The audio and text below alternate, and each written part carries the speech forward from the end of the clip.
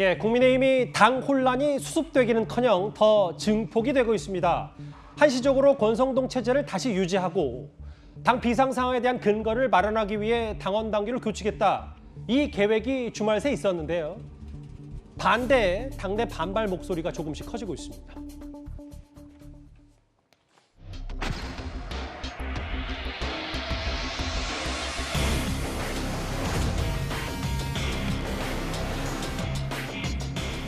저는 단 한 번도 자리에 연연한 적이 없습니다. 제가 자리에 연연했다면 대선 1등 공신으로서 대선 기여자로서 인수위 참여나 내각 참여를 요구할 수 있었습니다만은 저는 그것도 일찍이 포기한 바가 있습니다. 원내대표로서 제 거취는 새로운 비대위 구성 이후 제가 스스로 결정하겠습니다.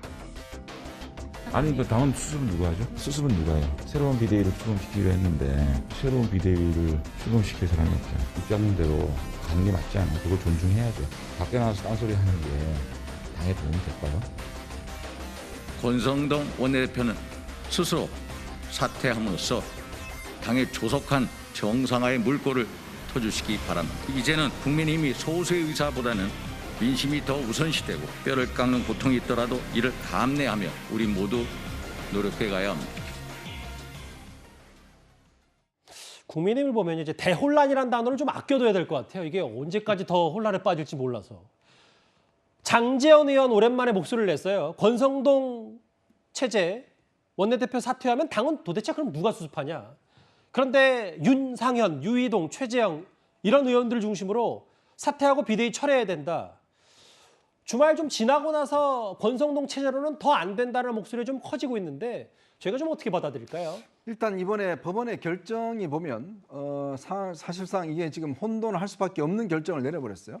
왜 그러냐면 현재 비대위가 어떤 절차적으로는 맞지만 비상 상황이나 실체적 상황은 아니다라는 판결을 해버렸지 않습니까? 이제 그렇다 보니 아니 그러면 비상 상황이 아닌데 거기 비상 상황에 기초해서 수립된 비대위 자체는 이것 또한 사실상 의미가 없는 게 아니냐는 이제 해석이 가능한 거죠.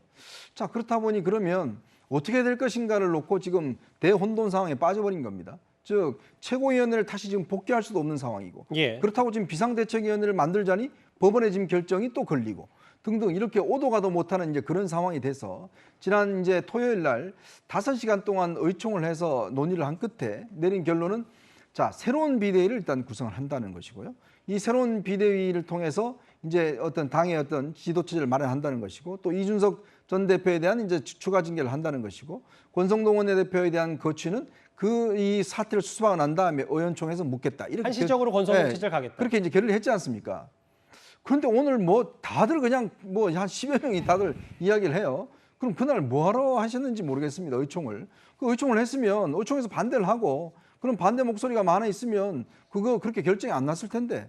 근데 문제는 다 끝나고 난 다음에 다 오늘 그냥 한마디씩 다 해요. 의원총회에서 가닥이 잡힌 얘기와 뒤집힌 얘기들을 많이 하고 있잖아요. 그렇죠. 그렇다면 도대체 당이 왜 있습니까? 뭔가 당이라는 게 무리 당이지 않습니까? 무리가 모여서 서로 간의 의견을 조율하고 뭔가 하나를 만들어 해법을 만들어야 되는데 다 혼자서 그냥 기자회견하고 뭐 SNS 올리고 이러다 보니까 도대체 뭐 어떤 거냐.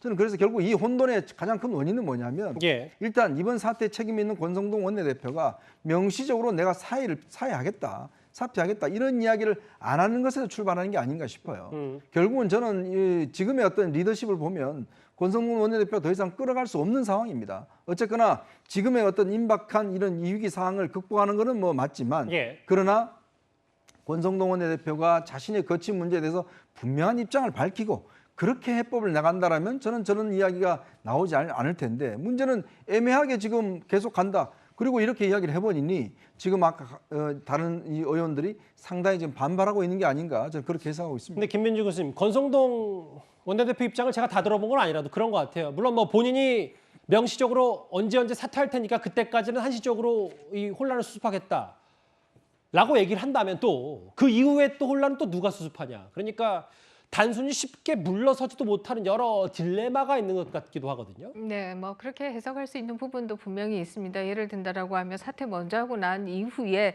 새로운 원내대표를 뽑기까지 공백 기간이 그러면 그 기간은 또 어떻게 되는 것이냐? 과연 법원은 또 이것에 대해서 뭐라고 판단을 만약에 소를 냈을 때 뭐라고 판단할 것이냐? 뭐 이런 문제 등이 있는 것은 사실이고요. 그럼에도 불구하고 저는 문제 해결은 결국 원내대표에서부터 찾아야 된다 이런 생각을 하는데요. 실제 이 비대위로 가게 된 계기가 되는 사건이 사실 이 문자를 공개하고 난 이후부터 발생한 거 아니겠습니까? 이른바 내부 충돌 문자예요. 그렇다라고 하면 본인이 먼저 사퇴를 하고 원내대표를 바꾸고 난 이후에 비대위로 갔다라고 한다면 예. 훨씬 더 상황은 깔끔하지 않았겠는가 이런 생각을 하게 되고요. 그렇다라고 한다면 소위 이준석 전 대표가 얘기하는 뭐 윤핵관을 계속 덜먹이면서 자신의 행동을 정당화하는 일도 없지 않았었겠는가 이런 생각을 하게 되고요. 그런 예. 면에서는 굉장한 아쉬움이 있다 이런 생각을 합니다. 또 나아가서 이번 의총에서도 내 일은 내가 판단한다가 아니라 제가 먼저 사퇴하겠습니다. 저로 권성동 인해서 원내대표가. 이런 혼란이 와서 죄송하다. 이 얘기를 먼저 했어야지 오히려 정치적으로도 앞날이 있는 것이 아니냐 이런 아쉬움은 있는데요. 그러나 하나 분명한 것은 법원의 판결로 더 혼란해졌다. 그렇게. 더 위기가 발생했다라고 하는 것은 분명한 것 같습니다. 지금 안철수 의원이 당대표에 도전 중인 걸로 잘 알려져 있는데 권성동 원내대표 사퇴해야 된다. 안철수 의원도 가세를 했습니다. 윤석열 대통령 입장에서는 가뜩이나 지지를 올리기도 쉽지 않은데 집권 여당도 이렇게 정신을 못 차리면 많은 큰 부담이 될 겁니다. 일단 윤 대통령 오늘 출근길 인터뷰에서 당과는 거리를 뒀습니다.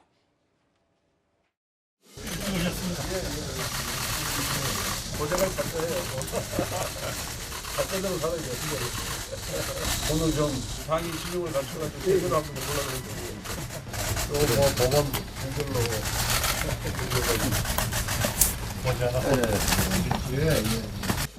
저는 우리 당의 그 의원과 또 우리 당원들이 중지를 모아서 내린 결론이면 그 결론을 존중하는 것이 맞다고 생각하고 그리고 충분히 합리적인 또 당과 국가의 장래를 위해서 합당한 그런 결론을 치열한 토론을 통해서 잘 낼 수 있을 거라고 믿습니다.